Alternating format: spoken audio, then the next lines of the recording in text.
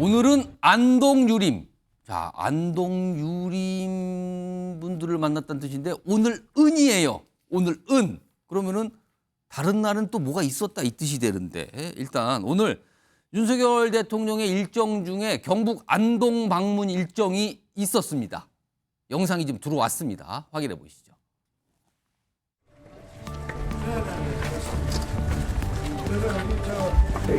과거문화원장 청년주도 여자 광복해 간 나라로 만드는데 노력하시는 대통령님께서 평소 이름에 저도 대통령으로서 제가 공적으로 맡은 바 소임을 국민을 위해서 일하는 그 소임을 다 하겠다는 말씀을 유림 어르신들에게 오늘 올립니다.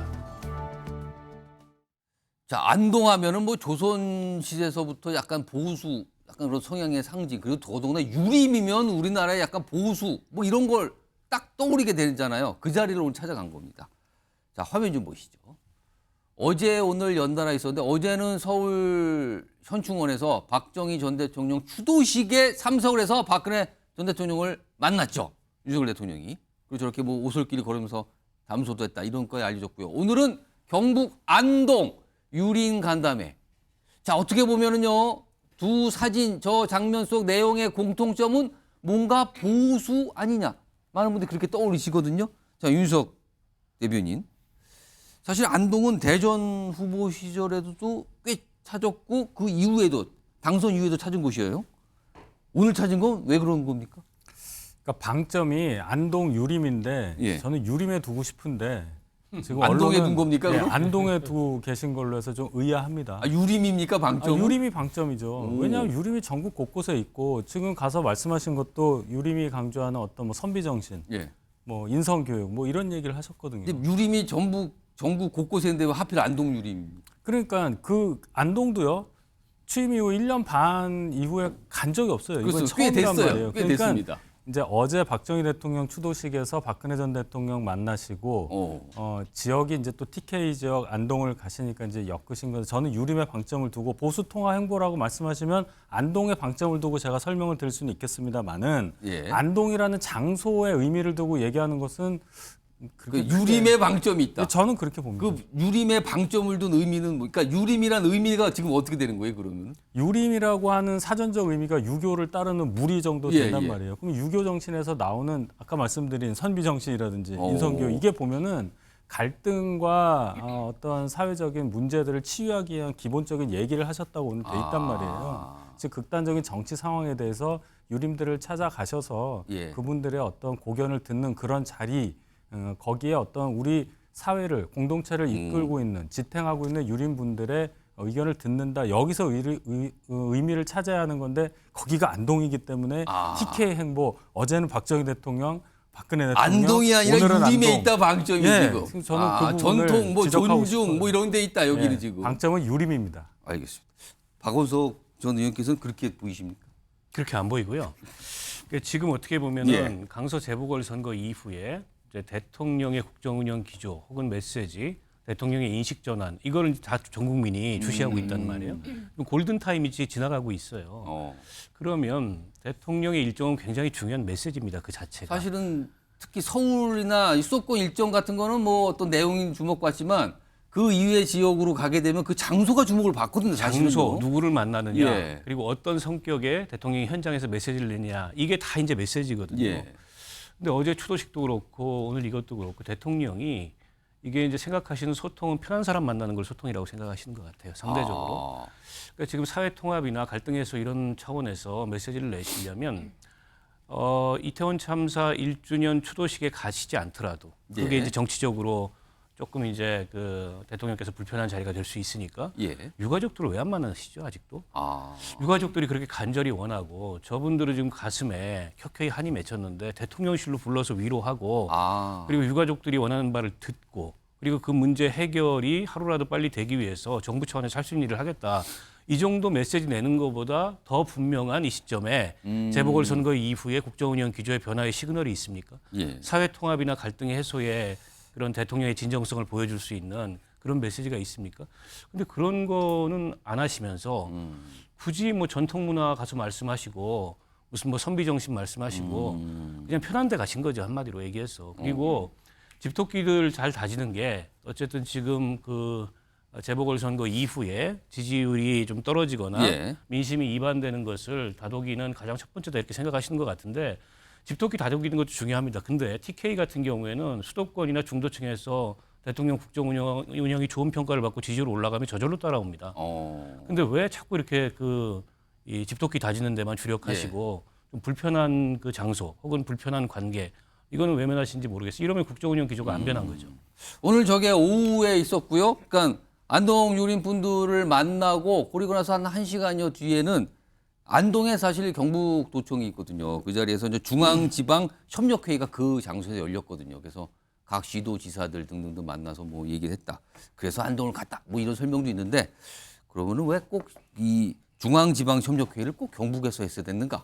뭐 이런 건 아직 잘 모르겠어요. 아무튼 그래서 안동이 방점이냐 아니다 유림이 방점이냐 지금 이런 내용이 좀 갈렸어요. 이런 가운데 안동 하면요 대선 때 많이들 갔어요.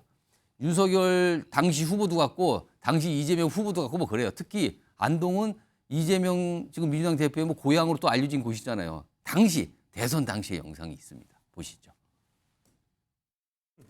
안동은 우리나라 그 유교의 본산이고 또 우리 민족 정기의 중심이 되는 도시이기 때문에 경북을 오게 되면 당연히 찾아뵈야 하는 그 사람이 이 선비의 고장, 퇴계의 고향, 이 안동 출신이라는 게 맞습니까? 저는 이해가 되지 않습니다. 대한민국과 또 우리 안동의 발전을 위해서 제 몸 맞춰 노력하겠습니다. 자, 민현주 전 의원님. 뭐 앞서서 오늘 영상, 그리고 저거 대선 때 영상, 그리고 당선 이후에 간 것도 있어요. 사실 안동이 방점이냐 유리 방점이냐 뭐 앞에 각각 얘기했습니다. 이런 거와 함께 안동이 특히 이재명 대표의 고향이라는 점. 그래서 과거에 안동에 가서 뭐 이재명 대표를 비판하는 그런 유세도 하고 그랬거든요. 네. 그런 걸 또 의식했을까요? 아니면 그냥 뭐 그런 것까지는 감안한 거 아닐까요? 저 때는 대선 후보 경쟁자였죠. 예. 네. 이 집권 여당의 후보로 나온 이재명 후보였으니까 그때는 뭐 경쟁이 붙었으니까 이재명 대표 고향에서 뭐 이재명 대표를 겨냥한 후보를 겨냥한 이제 뭐 비판도 있었고 공격도 있었겠지만 지금 윤석열 대통령이 안동을 간 것이 이재명 당대표랑 무슨 상관이 있겠어요. 예, 이재명 당대표는 지금 사법 리스크, 재판 리스크 때문에 예. 지금 고전 중이라서 뭐 대통령 안중에는 그건 없었을 거라고 생각하고요. 예. 다만 이제 기초를 다진다 그리고 뭔가 기반이 좀 흔들리는 분위기가 있을 때는 아래부터 하나하나 차근차근히 다져간다라는 의미로 저는 안동을 방문했다고 생각을 합니다. 물론 윤 대변인이 이제 유림이라는 거에 방점을 뒀지만 예. 뭐 지역과 그 행보를 같이 엮는다면 결국에는 기초부터 하나하나 다져 나간다라는 의미로 일단 간 가장 것이지. 든든한 곳부터 가서 좀 기초를 다시 한번 사실은, 확인하고 그겁니까? 예, 사실은 위기 상황이다라는 평가를 받을 때 가장 힘든 게 뭐냐면요. 우리가 흔히 말하는 우리를 당연히 지지해 줄 거라고 보는 텃밭이라는 것을 소홀히 하는 경향이 있어요. 그래서 뭐 민주당에 대한 호남의 비판이 있고요. 영남도 당연히 그런 부분이 있을 수 있습니다. 그래서 이런 것도 뭐 저는 가미할 수 있다고 보고요. 그래서 이건 이재명 대표의 고향을 가서 그걸 겨냥한 것이다라는 건 너무 과대한 해석이다라고 봅니다. 그건 대선 때까지만 적용된 거다. 네. 알겠습니다. 소영주 부대변인께는 다른 질문으로 네. 방점이 안동입니까 유리입니까? 안동이죠. 이것도 이게 유리. 오늘 계속 다르시네요. 두 분 아니 지금. 누가 뭐더라도 예. 이제 물론 이제 윤희석 대변인께서는 여러 가지 뭐 방어적 차원에서 그럴 수밖에 없다는 거를 10분이 하나 안동인데 전 안타까운 게 있어요. 예. 강서구청 재보궐의 참패의 원인이요. 보수 직결이 안 돼서 졌다고 생각하신 걸까요? 전 그런 생각이 들어요. TK를 안 가서 졌을까요? 결국에는 본인한테 찾아야 되는 것입니다. 예. 본인이 사명권을 활용해서 예. 김태우 후보라는 분을 대법원 판결 전에 해서 공천을 했습니다. 그 강서구민들이 어떻게 받아들였냐면 오만하구나, 독선적이구나, 독단적이구나 이런 거를 바뀌라고 지금 투표를 한 거예요. 그럼 본인에게서 저기 원인을 찾아서 그걸 해결해야 되는데 예. 바뀌는 게 없이 보수결집 바로 안동 가고 박정희 대통령 44주기는 가는데 이태원 참사는 가지 않습니다. 바뀌는 모습은 그런 거예요. 예. 피눈물 흘리는 이태원 참사의 유가족들을 어루만져주고 뭔가 들어주는 모습 하면요 금방 바뀌어요. 근데 그거를 용기를 못 내요. 저는 윤석열 대통령이 좀 겁이 많으신 것 같아요. 그런 왜냐면- 용기를 만약에 낸다면 민주당이 불리해지는 거 아닙니까? 그렇죠. 그런데 겁이 많다는 건 뭐냐면 본인이 틀렸다는 걸 인정할 수 있는 용기가 없는 겁니다. 지금 두려운 거예요. 그래서 예. 저는 행여 이런 인간적 마음으로는 보수의 심장인 안동에 가서 예. 본인이 그 틀렸다는 걸 인정받기 위한 여러 가지 위로를 받는 그런 시간을 보내지 않겠냐 그런 생각을 좀 하긴 하는데 좋게 설명하면. 근데 지금 바뀌려면요. 강서구청 참패의 원인을 본인에게서 찾는 행보를 하셔라. 나는 좀 조언을 드리고 싶습니다. 유석 대변인 하신 말씀이 얼굴에 뭐가 있어요 지금. 예. 사람에 충성하지 않는다면서 버티던 분이 대통령까지 됐는데 용기가 없다는 말씀은 과하고 그렇게 따지면 불체포 특권 포기 그 얘기했다가 뒤집으면서 그 특권 뒤에 숨었다가 구속영장 발부 직전까지 가셨던 분하고 비교가 된다 이 말씀까지만 드리겠습니다. 오 갑자기 그래서 그, 이재명 예, 얘기를 할 예, 필요는 예. 없어요. 그러니까 윤석열 대통령에 대한 행보, 예. 태도 이런 것들이 좀 아쉬운 부분에서 얘기를 하는 것인데 예. 국민들은 그렇습니다. 믿고 싶을 거예요. 국민은 늘 무조건 옳다고 하셨으면 그걸 좀 실천하는 모습을 보여주면 좋겠는데 예. 보수 집결을 통해서 뭔가 본인의 어떤 그 정치적인 입지를 다지는 모습, 말과 행동이 여전히 다르다. 전 그런 말씀으로 드시고 지금 싶습니다. 국민의힘이 전체적으로 강서 재보궐선거에 충격을 받았는데 예.